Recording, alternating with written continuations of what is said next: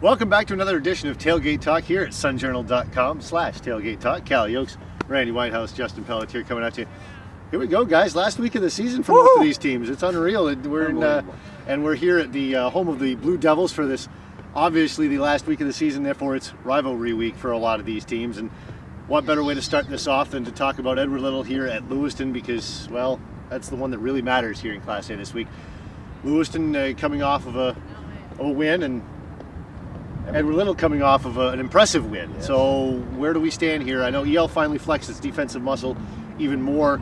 They show they can play defense against Lawrence. They show they can play defense against pretty much everybody they've played. It's the offense that's been hurting them. Last week they put up some points.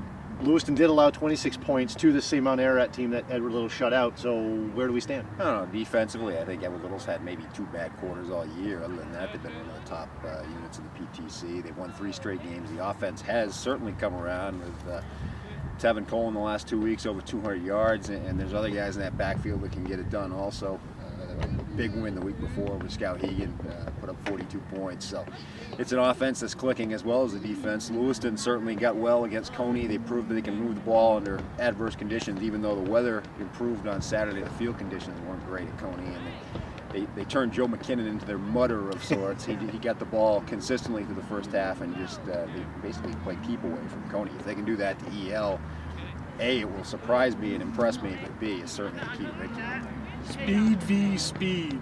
Cologne probably hasn't seen a defense that's this fast.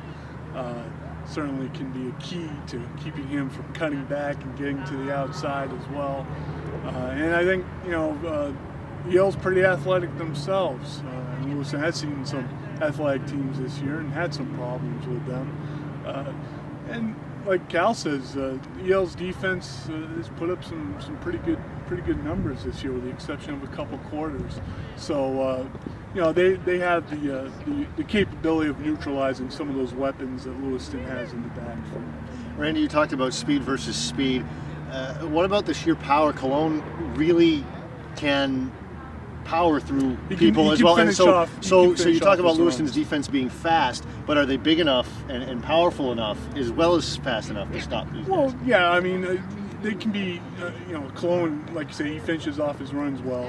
He's not a big guy, no doubt about that. No, but he's solid. Yeah, definitely. He's very solid. And, Lewiston has some solid guys themselves, and they're pretty physical out there.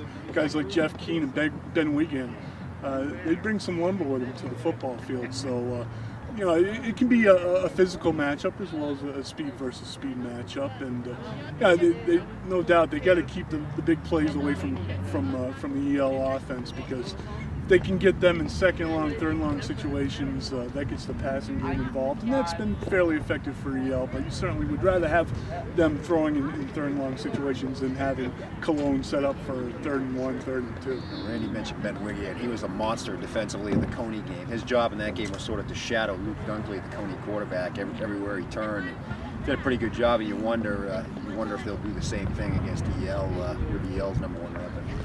All right, guys, we got 2 other games here in Class A to talk about real quick here. Oxford Hills visits Coney. I know Coney's trying to play this up as something that matters, but really Coney's in, Oxford Hills is out at this point. What do you take out of this one? Well, Oxford Hills just kind of playing out the season. They've gotten some things together offensively. They've scored at least a touchdown in the last 5 games, which after the start of the season, you wondered when that was ever going to happen. And they've certainly got some things that have turned positive for them in the backfield. They've got a couple of tailbacks that they're trying to build for next year.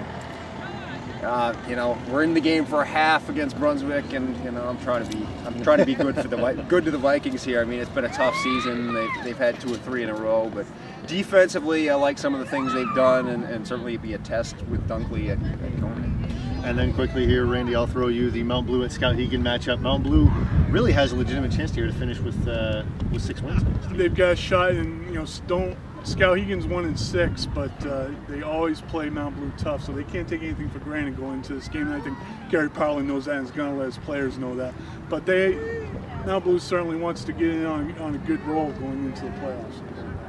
Thank you, Randy. Thank you, Kalle, for sunjournal.com/SJVarsity and /Tailgate Talk. Justin Pelletier. Till next time, see you.